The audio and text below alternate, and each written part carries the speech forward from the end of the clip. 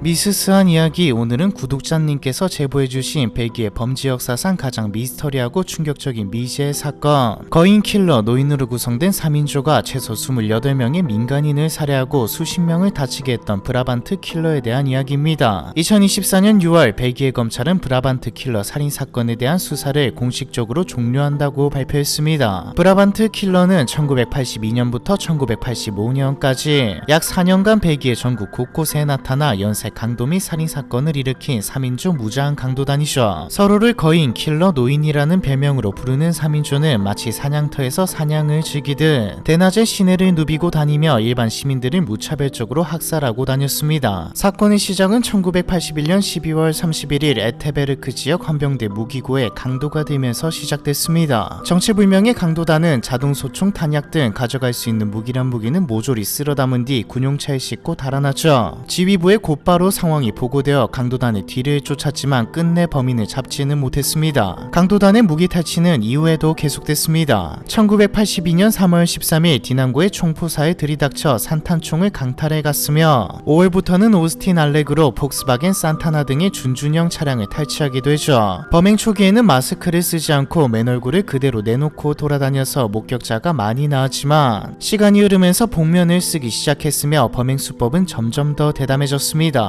1982년 8월 14일에는 복면을 쓴 강도단이 프랑스 모부주의 한 식료품점을 습격해 와인, 샴페인, 푸아그라를 훔쳐가다가 신고를 받고 출동한 프랑스 경찰관 2명에게 총을 쏴 중상을 입혔습니다. 약 한 달 뒤인 9월 30일에는 벨기에 와브르의 한 무기 상점에 침입해 기관단총을 포함해 총기 15정을 탈취해 갔는데 뒤를 쫓아오던 경찰관 1명은 사살하고 2명은 중상을 입혔죠. 12월 23일에는 베르제르에 위치한 모텔에서 잔혹한 강도 살인사건이 발생하기도 했습니다. 모텔을 운영하던 주인이 의자에 꽁꽁 묶인 상태로 머리에 총을 8발 맞고 사망한 상태로 발견됐죠. 해가 바뀌어 1983년으로 접어들면서 강도는 더욱 기승을 부리기 시작했습니다. 1월 12일 벨기에 브뤼셀에서 58세 택시 운전사 콘스탄틴 안젤로의 시신이 차량 트렁크 안에서 발견되기도 했죠. 목 부위에 여러 차례 총을 맞아 사망했으며 사용된 무기는 22구경 권총으로 추정됐습니다. 생전 피해자의 마지막 모습이 목격된 것은 1983년 1월 8일 저녁 브뤼셀 시내 근처였죠. 목격자는 피해자가 3명의 남성과 함께 있는 것을 보았는데 이유는 모르겠지만 무척이나 겁을 먹은 것처럼 보였다고 진술했습니다. 택시를 잡으려고 다가갔다가 이미 차 안에 남자들이 타고 있어서 돌아섰습니다. 그런데 택시 운전사의 안색이 한눈에 보기에도 몹시 좋지 않아 보였습니다. 뭔가 이상하다고 느낀 순간 택시가 움직이기 시작했고 곧 시야에서 사라졌어요. 안타까운 사건은 거의 매월 그치지 않고 계속되었죠. 대부분의 범행은 현금이 많은 슈퍼마켓을 터는 것이었는데 그래도 다행이었던 건 슈퍼마켓의 경우 돈이라는 목적이 분명했기에 인명피해는 없었습니다. 범행을 저지를수록 수사망도 좁혀갈 수 있었고요. 그런데 슈퍼마켓 직원 한 명이 강도가 쏜 총에 맞아 사망한 사건을 시작으로 갑자기 마구잡이로 민간인을 살해하기 시작했죠. 범행 과정에서 경찰과 수차례 총격전을 벌인 범인들은 방탄조끼의 필요성을 깨달았던 것인지 경찰용 방탄조끼를 만드는 섬유 공장에도 침입했습니다. 늦은 시간까지 공장에 남아 야근 중이던 근로자 부부를 공격하고 방탄조끼 7벌을 훔쳤는데 총에 맞은 남편은 현장에서 사망하고 아내만 가까스로 목숨을 건졌죠. 범인들은 총 3명이며 프랑스어를 모국어처럼 사용합니다. 교육을 잘 받은 사람처럼 굉장히 교양있고 고상한 말투를 썼습니다. 섬유공장 살인사건 발생 일주일 뒤인 9월 17일 새벽 3인조 강도단은 24시간 셀프 주유소에 붙어있던 상점을 털던 중 젊은 부부가 주유소에 접근하자 차량을 빼앗고 무참히 살해했습니다. 주유소에 경보 센서가 울려서 출동한 경찰에게도 총을 난사해 한 명은 사망, 한 명은 중태에 빠졌죠. 강도단은 이미 통제력을 완전히 상실한 폭주 상태로 보였습니다. 살인의 목적도 단순히 금품을 빼앗기 위해서가 아니라 쾌락이나 유흥을 위한 것처럼 보였죠. 10월 2일에는 레스토랑 주인이 살해되었고 10월 7일에는 슈퍼마켓에서 장을 보던 손님이 강도단의 손에 목숨을 잃었습니다. 12월 1일에는 한 금은방을 습격해 주인 부부를 살해하고 3,000유로 상당의 보석을 훔쳐갔죠. 사건 현장에 남아있는 흔적으로 상황을 유추해 볼 때 범인들은 경고 없이 가게에 들어서자마자 총을 쐈고 부부는 숨거나 도망칠 겨를 없이 한순간에 살해당한 것으로 보였습니다. 도주 직전 CCTV 영상을 지우는 치밀함도 보였죠.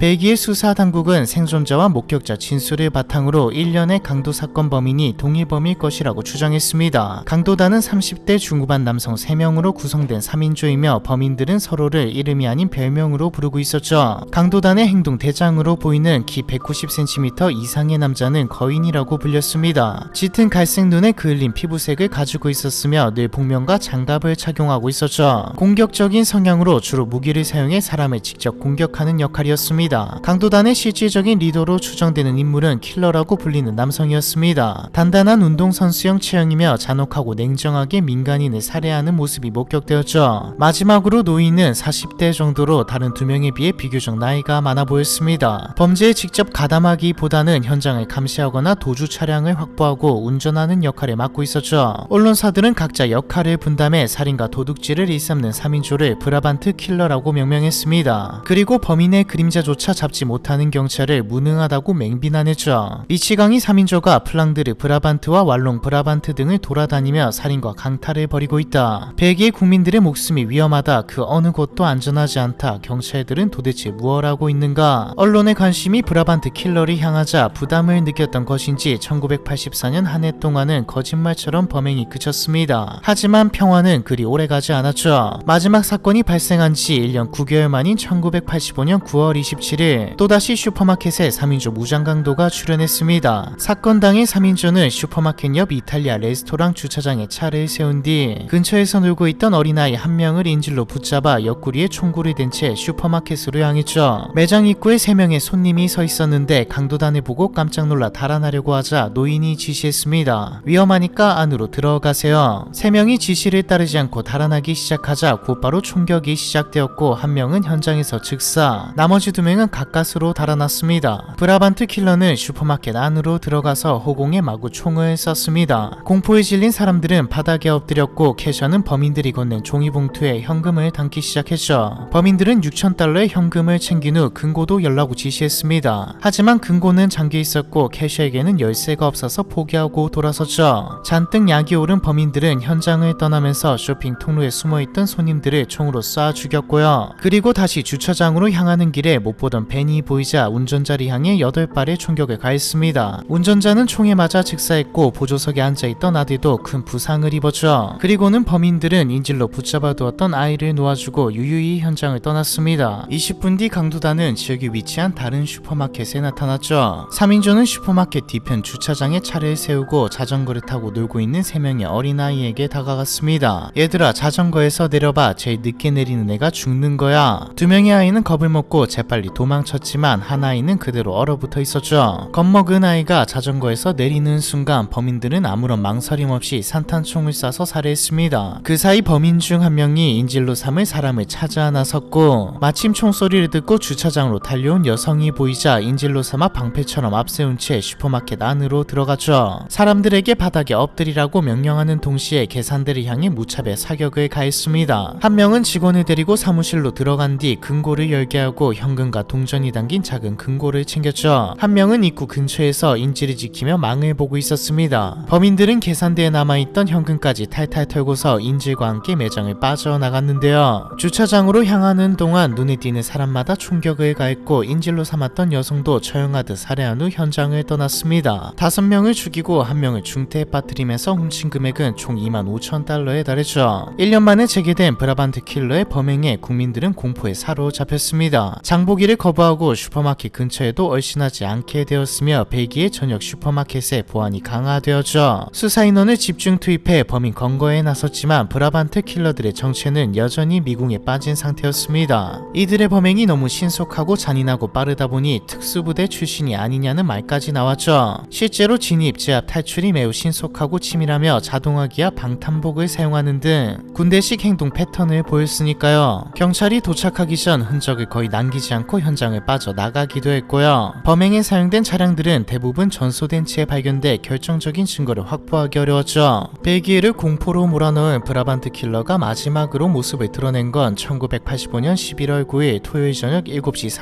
30분이었습니다. 이번엔 시내가 아닌 외곽 지역에 있는 슈퍼마켓에 나타났죠. 장을 보고 주차장으로 향하던 4인 가족이 복면을 쓴 3인조 강도단과 마주쳤는데 범인들은 아무런 이유도 경고도 없이 아버지, 어머니, 딸을 사살했습니다. 유일하게 살아남은 소녀는 매장 안으로 도망쳤지만 범인들이 곧바로 조준사격을 가했기에 몇 발자국 되지 못하고 쓰러지고 말았죠. 강도단의 출현으로 매장 안은 한순간에 지옥으로 변해버렸습니다. 했습니다. 킬러로 불린 범인은 기괴한 분장과 가면을 쓴 채 총을 난사하며 웃었죠. 엎드려 움직이면 쏜다라며 고래고래 소리를 지르는 와중에도 희생자를 조롱하듯 바닥에 엎드린 사람들에게 고의적으로 더 많은 총격을 가했습니다. 순식간에 8명이 사망했고 여러 명이 심각한 부상을 입었죠. 수많은 사람들을 죽이면서 훔쳐간 돈은 25,000달러였고요. 돈을 챙긴 범인들은 현장에서 바로 도주하지 않고 느릿느릿 차량으로 돌아갔습니다. 가장 체구가 큰 거인이 바로 차에 타지 않고 차량과 나란히 걸어가는 모습도 목격됐죠. 범인들이 늑장을 부리는 동안 경찰이 현장에 도착해 대치 상태가 됐지만 범인들은 늘 그랬듯이 유유히 현장을 빠져나갔습니다. 경찰차 한 대가 수 킬로미터가량 추격했으나 결국 놓치고 말았죠. 한 가지 이상한 점은 당시 슈퍼마켓 주변엔 20분마다 순찰도는 경찰차가 있었고 무장 순찰차도 바로 근처에 있었지만 무슨 이유에선지 범인을 적극적으로 제지하거나 추격하지 않았다는 것인데요. 수상한 정황들이 속속 포착되면서 브라반트 킬러들이 군이나 경찰 내부자와 연계돼 있는 것이 아니냐는 의혹도 제기되죠. 일부에서는 벨기에의 정치 세력이 정치적 목적을 가지고 사회 혼란을 초래하고 국가를 불안정하게 만들기 위해 일부러 연쇄 강도 살인사건을 일으켰다고 주장하기도 했습니다. 단순히 돈만 노린 범죄에 치고는 과도한 무력과 살인이 동반되었다는 점도 브라반트 킬러들이 단순한 금전적 동기를 넘어 정치적, 사회적 목적을 가졌을 가능성을 시사했죠. 실제로 브라반트 킬러 사건 이후 범인 검거를 하지 못한 책임을 물어 벨기에 경찰 개혁이 일어났으며 벨기에 헌병이 해체되는 계기가 되기도 했습니다. 일각에서는 강도 목적이 아니라 특정 인물을 암살하기 위한 작전일 수도 있다고 의심했죠. 1985년 9월 27일 오버레이서 슈퍼마켓 사건 당시 사망한 레옹 피네는 당시 벨기에 재계에서 영향력 있는 은행가였거든요. 힘있는 유력 인사가 의문의 총격으로 사망하자 암살이 아니냐는 의혹이 제기된 것이죠. 이외에도 다양한 가설이 있지만 어디까지나 가능성일 뿐 사실관계가 확인된 것은 아무것도 없었습니다. 경찰의 무능인지 범인들의 치밀함인지 강도단은 끝내 검거되지 않았고 모든 것이 수수께끼로 남겨졌죠. 총 28명의 목숨을 앗아갔으며 22명에게 끔찍한 부상을 입힌 브라반트 킬러는 마지막 사건을 끝으로 자취를 감췄고 현재까지 나타나지 않고 있습니다. 다만 마지막 사건으로부터 1년 뒤인 1986년 11월 브뤼셀 샤를루아 운하에서 범행에 사용된 것으로 추정되는 무기와 장비가 발견되었죠. 운하 인근에서 불에 탄 범행 차량도 발견되었지만 지문, 발자국, 손자국 모두 탄화되어 사라진 상태였고요. 1986년 1월에는 동료 범죄자를 살해한 혐의로 체포된 마다니 부우슈라는 남성의 차고지에서 과거 강도단이 탈취한 무기 중 일부가 발견됐습니다. 마다니 부우슈는 전직 경찰관 출신의 총기상으로 여러 강도 및 살인 사건에 연루된 인물이었죠. 수사 과정에서 극우파의 총기 광이었던 마다니 부우슈가 경찰관으로 근무하면서 익힌 지식과 경험을 바탕으로 소규모 갱단을 만들고 수백만 달러 규모의 강도 사건을 일으킨 정황도 포착되었습니다. 시기도 브라반트 킬러 사건의 시작점으로 추정되며 1981년 12월 31일 강도 사건이 일어난 에테베르크 지역 헌병대는 그가 근무했던 장소였죠. 모든 증거가 마다니 부우슈가 진범일 가능성을 말하고 있었지만 확보된 모든 증거는 정황 증거일 뿐이며 지문, DNA, 목격자 진술 등 직접적인 증거가 나오지 않아 기소나 유죄 판결로 이어지지 않았습니다. 부우슈는 다른 살인 사건으로 기소된 후 2000년 9월 15일 가석방으로 풀려났고 프랑스 자택에서 여생을 보내다가 2005년 11월 장작을 패던 중 사고로 사망했죠. 이외에도 전직 경찰관인 로버트 베이저라는 남성과 유사 전과가 있었던 패트릭 해머스, 미셸 리베르 등의 범죄자가 브라반트 킬러 중 한 명으로 지목됐지만 공식 수사가 진행된 적은 없었습니다. 2024년 6월 사건이 공식 종결되면서 영원한 미제로 남겨지는 듯했죠. 그런데 2025년 1월 벨기에 검찰은 돌연 사건과 관련해 새로운 증인을 채택하기로 결정했습니다. 1985년 발생한 마지막 사건 당시 범행 현장에서 도주하는 차량을 목격한 10대 형제가 번호판 숫자를 적은 노트를 경찰에 제출했지만 이에 대한 수사가 전혀 진행되지 않았다는 사실을 확인한 것이었죠. 검찰은 형제를 증인으로 소환하면 디언킨 사건의 실마리를 풀 수 있을 것이라고 예고했습니다. 만약 사건이 해결된다면 그때 가서 다시 한번 다루어 보도록 하죠. 오랜 세월 표류했으나 최근 들어 극적인 반전을 예고하고 있는 벨기에 대표 미제 사건 브라반트 킬러에 대한 이야기, 이번 편은 여기까지입니다.